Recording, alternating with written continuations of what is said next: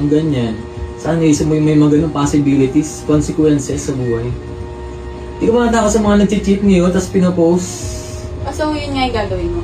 Hindi ko alam. Nasa 50-50 pa rin talaga eh, actually.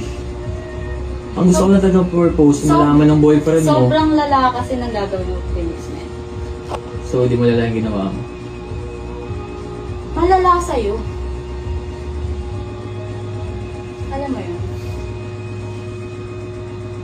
Wala sa patimbangan. Alam It's kong- consequences. Kung nasasaktan ka doon, I'm sorry. Pinakapati natin yung Kung- joyride mo. Kung napasok ka sa relationship namin, sa away namin, I'm so sorry. Yun You're lang. not sorry. You're just sorry because you got caught. Kasi nahuli ako. Diba? Tama. Pero nagsasorry pa rin ako Hindi ka sorry. Hindi ka sorry.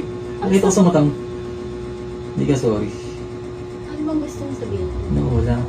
Alam ko kung ano lang yung sincere. Sa hindi. Wala akong hiniling na mag-sorry ka. Wala kang hiniling, so binibigay ko. Okay. You're not sorry. I'm so sorry sa nagawa ko sa'yo. You're not sorry. Kailangan ko. Sige na. Mag-isimba pa ako. Pagdadasal kita. Goodbye. Goodbye. So last.